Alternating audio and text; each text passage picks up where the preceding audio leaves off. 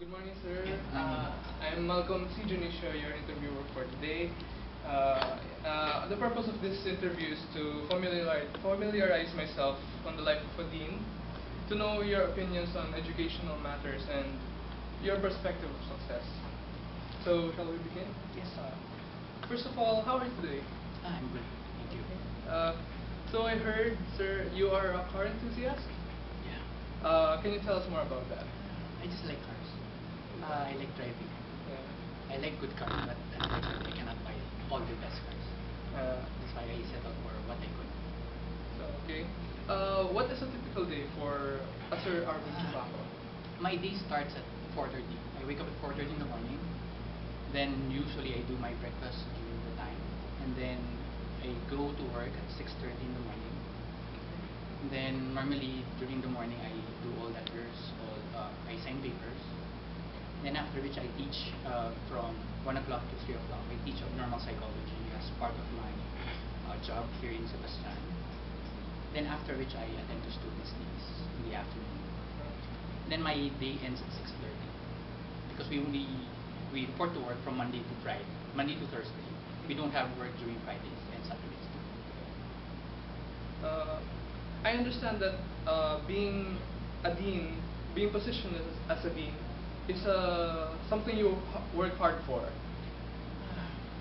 Yeah. Okay. Being a dean is not easy. Yeah. It's difficult. You need to balance. You need to make people work together. You need to make students also learn, and then basically you need to satisfy everyone. You satisfy the faculty members in terms of their loads, in terms of their schedule. You need to satisfy students also that they're getting what is due to them. So basically, I don't want people to be shortchanged in terms of my work and responsibilities here in Sebastian. Is there a process that one has to go through to become a dean? Primarily, you need to be a good follower, I guess. Yeah. So you need to be mentored by somebody who's good also. You won't be able to learn a lot of things unless you're being mentored by a good professor. Maybe I am just thankful because our Vice President for Academic Affairs way back in 2011 started to mentor me. Started to mentor me, and then I think I was able to fare well, and then I was able to do the job with gusto and with all my best, I guess. At what point in your life did you consider becoming a dean? It was never my dream to be a dean. It was never planned? It was never planned. It was never my intention also to be a teacher. Basically, this is just something that is coincidental, maybe, or it was just an accident to be a teacher. Because a good friend of mine invited me to teach in University of the Assumption way back in 2003. That's the first time I taught college students.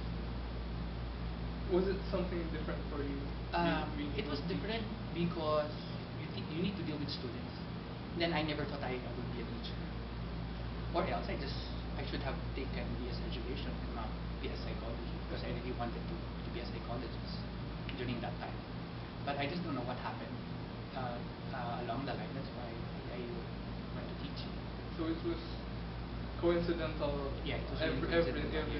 that led you up to this moment. Yes. So, since we're on that note of education, in that aspect, do you consider your generation and today's generation different? Of course, there are a lot of things has changed. So technically, in terms of generation, there is a generation gap. Yeah. And then in terms of their perspective of learning, it's also different. Yeah. Our perspective of learning way back when I was still a student in 1996, I have a different perspective compared with the students' perspective nowadays. They have different what? There are a lot of maybe disruptions in terms of their schooling. And during our time, we have less. We have less internet during that time. There are no 3G, there are no LTEs, but now we have LTEs, we have 3Gs. You'll be able to access technology wherever you want at the real time. But during our time, no, you need to go to internet cafe or you have to be able to do researches. So technically, access to information is not that easy during our time. Compared today, students are very much accessible. They have an easy access to technology and to information.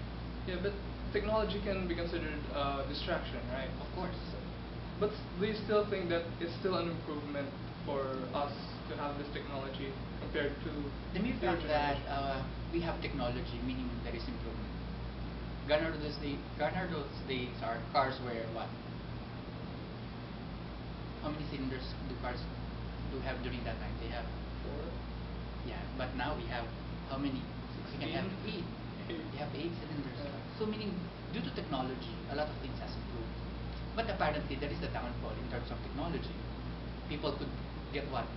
Lazier. They don't work. They just try to give it to technology because technology could do it for them. So that's maybe one.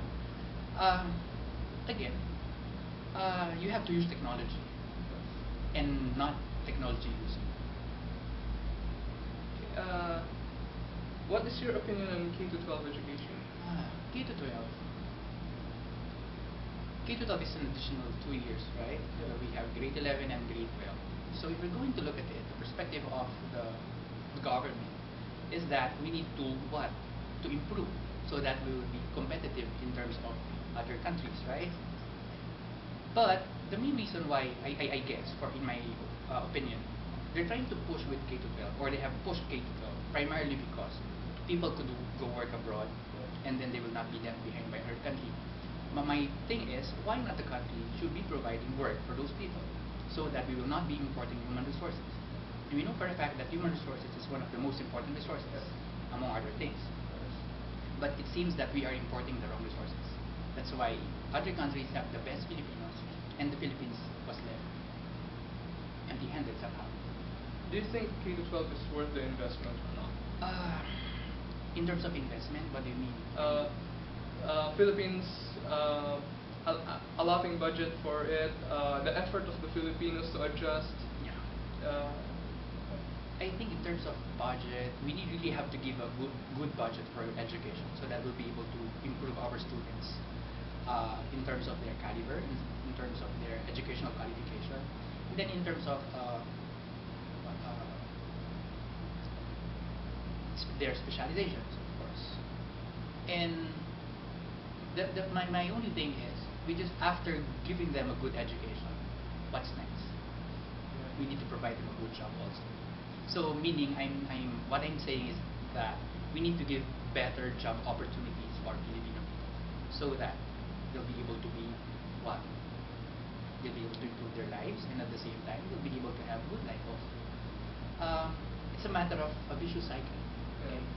So things should be done at its best, so that things will be better.